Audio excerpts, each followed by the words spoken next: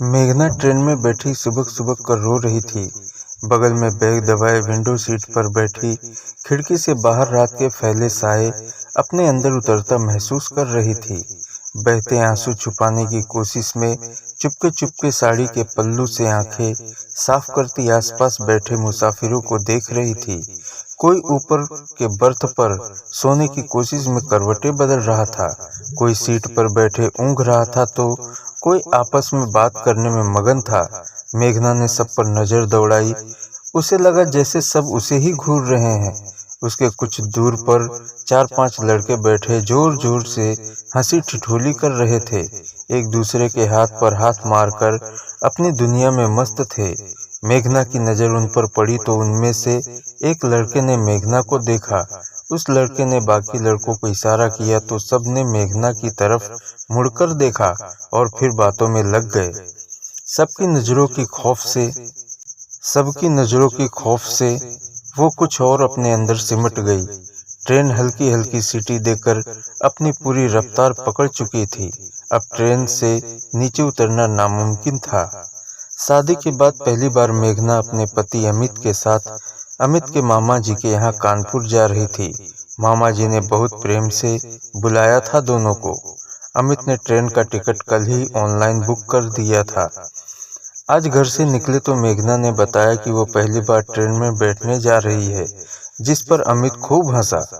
अरे बाप रे, ऐसे कैसे हो गया कि तुम कभी ट्रेन में नहीं बैठी? जिस पर मेघना बुरा मान गई। तो इसमें हंसने वाली क्या बात है, मैं वाकई नहीं बैठी ट्रेन में। अच्छा बाबा ठीक है, नाराज क्यों होती हो, आज बैठ जाना। अमित ने मुस्कुराते हुए अपनी नई नवेली बीवी को मनाया। स्टेशन पहुंचकर दोनों अपनी बुकिंग सीट पर बैठ गए और बातें करने लगे। तभी मेघना बोली, अमित फलों वाला रेपर तो मैं घर पर ही भूल गई। अरे यार, ध्यान कहाँ था तुम्हारा? अमित कुछ गुस्से में बोला। आई एम सॉरी अमित, मेघना रुआंसी होकर बोली। चलो कोई नहीं, मैं देखता हूँ यहाँ आसपास कुछ मिल जाए तो। ऐसे खाली हाथ जाना अच्छा नहीं लगता। इतना कहकर अमित उठने लगा। मैं भी चलती हूँ आपके साथ, मेघना बोली।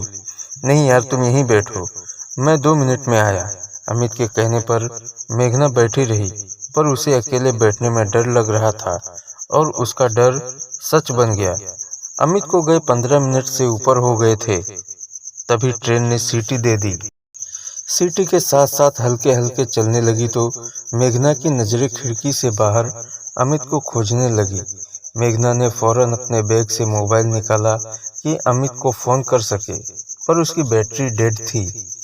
अमित के 2 साल के भतीजे ने गेम खेलकर बैटरी खत्म कर दी थी।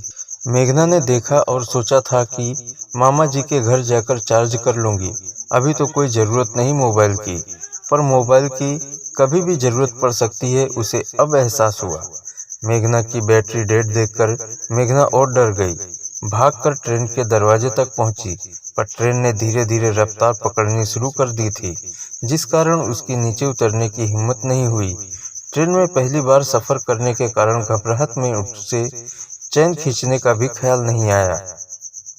बेचैन होती रोती अपनी सीट पर आकर बैठ गई। यूं अनजान अजनबियों पर भरोसा भी नहीं कर सकती थी, इसलिए चुप बैठे सिसकती रही। और ट्रेन शाम ढलते रात के साए में जा घुसी थी।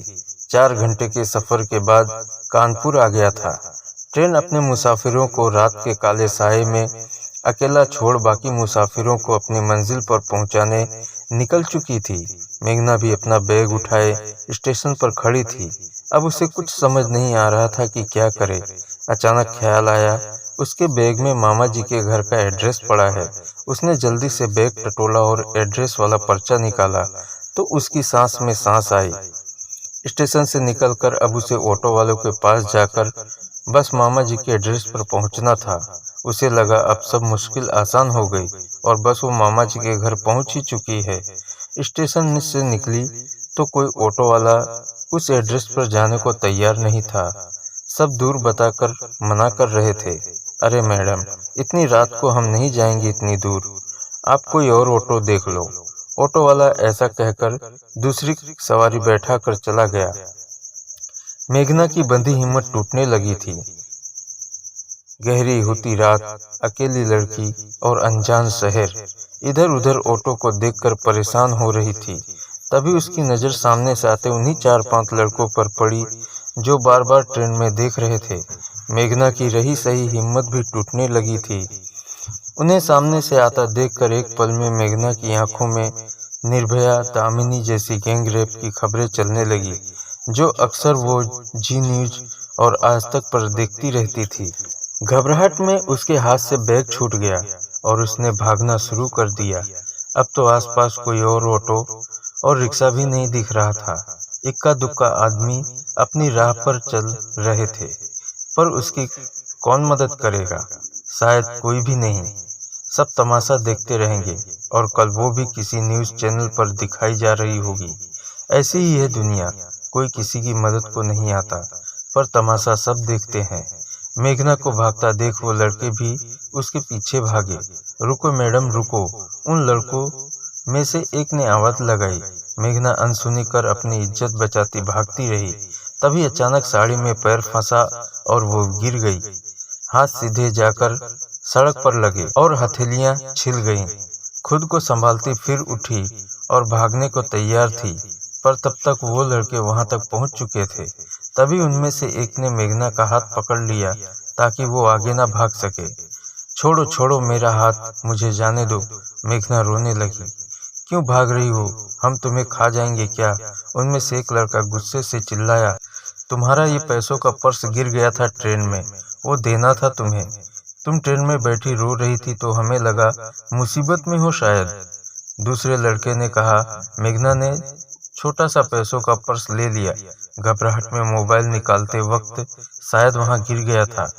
हर लड़का बुरा नहीं होता, मैंने टीवी से सीखा है। अकेली लड़की मौका नहीं जिम्मेदारी होती है। गुस्से से चिल्लाने वाला लड़का अब नॉर्मल हो गया था।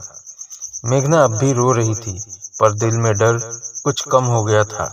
कहाँ जाना है तुमको? इतनी रात को अकेली क्यों हो? पर्स देने वाले लड़के ने पूछा, साथ में वो बैग भी थमाया जो डर से सड़क पर फेंक आई थी। मेघना ने पूरी कहानी कह डाली और एड्रेस दिखाकर कहा, इस पते पर जाना है। एक लड़के ने मोबाइल निकाला और ओला कैब्स को कॉल लगाया। 5 से 10 मिनट के अंदर कैब आ गई। मेघना को कैब में बिठाकर बोला, मैडम पेमेंट कर दी है और अब डरने की जरूरत नहीं, ये आपको आपके पते पर पहुंचा देंगे। Thank you. मेघना बस इतना ही कह पाई। उसे कुछ और कहने के लिए शब्द ही नहीं मिल रहे थे। कैब अपनी मंजिल को चल दी थी। मेघना को लगा इंसानियत अभी भी बाकी है।